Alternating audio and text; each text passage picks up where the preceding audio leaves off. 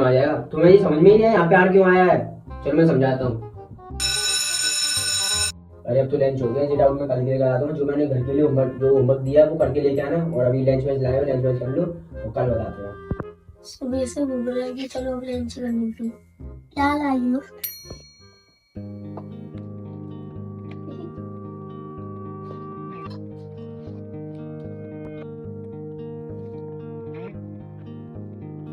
आप प्लास्टिक के टिफिन में खाना क्यों लाती हैं? मेरी मम्मी रखती है, फिर मुझे क्या पता। मेरे भैया कह रहे थे प्लास्टिक के टिफिन में खाना खाओगे तो दिमाग कमजोर हो जाता है। पर ऐसा क्यों? ये तो मेरे भैया समझाएंगे। क्या हुआ?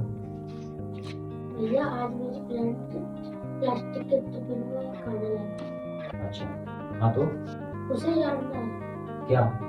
प्लास्टिक के बर्तन में क्यों खाना नहीं खाती। चलो ठीक है, तो मैं एक वीडियो बनाऊंगा, उसे तुम अपनी फ्रेंड को दिखाना और समझा देना। ठीक है भैया। ठीक है। प्लास्टिक देखने में तो काफी सेफ लगती है, लेकिन प्लास्टिक में काफी सारे हार्मफुल केमिकल्स होते हैं जो हीट के कांटेक्ट में आते ही हार्मफुल केमिकल्स को प्रोड्यूस करते हैं। और जब भी हम प्लास्टिक में गर्म खाना रखते हैं तो गर्म खाने की वजह से वो केमिकल्स खाने में मिक्स हो जाते हैं। लेकिन उनमें से भी जो ज्यादातर प्लास्टिक में जो केमिकल्स पाए जाते हैं उनका नाम है bisphenol A, bisphenol S and phthalates, जिसे हम फिटाइलिक एसिड एस्टर बोलते हैं। अब इन केमिकल्स का मेन सिंपल फंडा ये है, इन्हें जितनी ज्यादा हीट या गर्मी मिलती है ये उतनी ज्यादा किसी चीज में ट्रांसफर होते हैं। जैसे जो पहला केमिकल है बिस्फेनॉल ए, जिसे शॉर्ट में बीपीए बोल देते हैं, ये ज्यादातर प्लास्टिक बोतल्स और फूड कंटेनर्स में मिलता है।